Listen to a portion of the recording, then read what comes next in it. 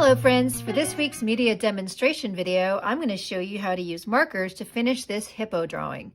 First of all, if you want a magnet, remember guys, if you are new to Arts Hub, if you don't have a magnet yet, your parents need to email me or call me, and I will send one of these to you in the mail with a personal thank you note.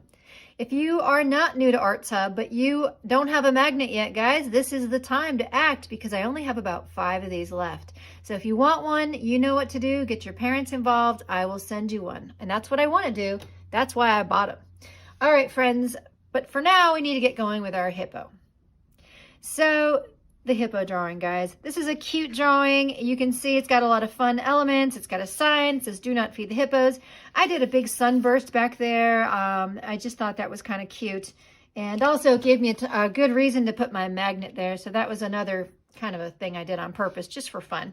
But to use these markers, guys, you guys know how to use markers in general, usually, but my advice to you is to make sure that their ink is good and, there's lots of, juice in these markers. You don't want a dry marker, except sometimes. I'll explain that in a few minutes. Also, you want to make sure that you have the colors that you want, that you have sort of a plan of action. So how do you have a plan of action? Well, you get yourself a piece of free draw paper, right? This is just regular old copy paper. And you start testing your markers. I know I'm going to want a blue, so there's a good blue. All right, well, that one's a for sure. I want another shade of blue. I know that. This one's a little dry, but it's okay. I think I'm going to want another shade of blue for sure.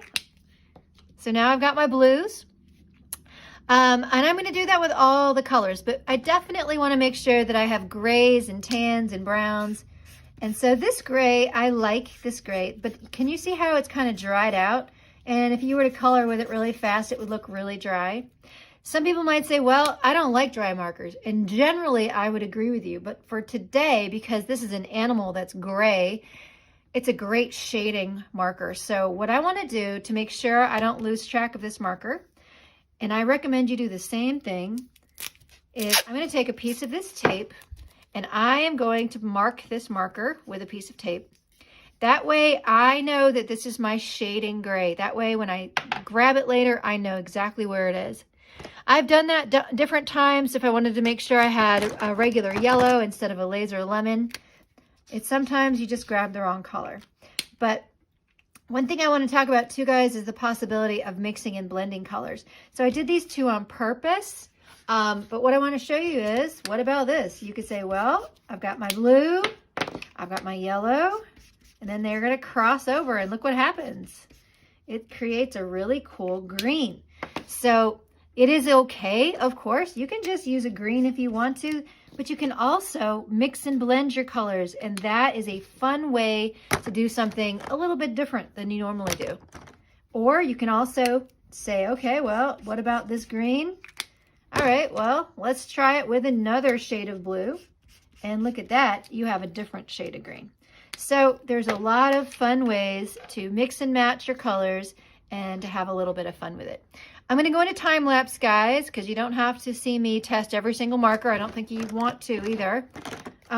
Just make sure you're saying, well, I've got my tans, my grays, you got all the colors you want, and then you'll be ready for the drawing. All right, guys, I'm going to go into time lapse, and I'll come back to do a quick conclusion. Here we go.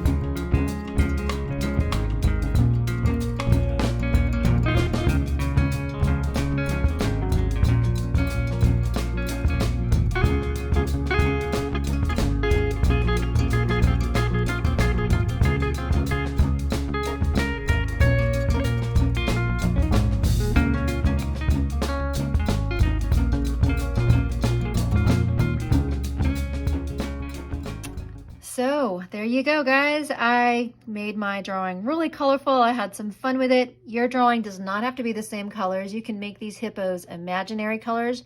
You are welcome to have a purple and blue hippo if you want. You know, in real life, they do actually turn pink because they have natural sunscreen to protect them when they're not in the water. So making a pink hippo out in the bright sunshine would make sense. I'm debating if I should put some pink on my hippo now. I probably will. Also, guys, I wanted it to look sort of like swampy water. You know, these are semi-aquatic animals, so they can live in rivers and lakes and in muddy areas and swampy areas, but they have to have that water so they can submerge themselves and stay nice and cool. So because I said they turn pink in the sun and I have a bright a bright yellow sun, I'm going to go ahead and add some of that pink just because I think that is definitely necessary, right? So I did talk about using a dry gray marker, and I wanted to say, you know, if you don't have a dry gray marker, you don't have to have one. You don't have to have one at all. You could just make them gray or, like I said, purple or blue or whatever you want. But what's nice is you can always go over, and you see how I'm just kind of putting this sort of on the back of the hippo. You can go over these colors and layer them up, and they look pretty good actually. So I'm just going to add a few more little bits here and there. And I am having some fun with it. And that's really the goal here, is to have some fun with it and to just kind of enjoy it. And you know what? If you don't like it, if you like get going and you think, oh man, this is not my favorite drawing, just keep working on it, put it aside and try again another time. Because you know what? It's just about a journey, guys. All right, now I really like it. That was a good choice. So my hippo is got his natural sunscreen going, and that looks pretty cool. Well, guys, that's it for today.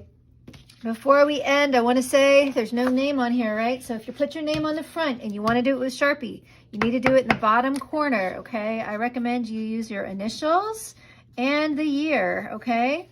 If you want to put it on the back, do it with a regular marker so it doesn't go through the paper, okay? So you want to write it in cursive, do it on the back.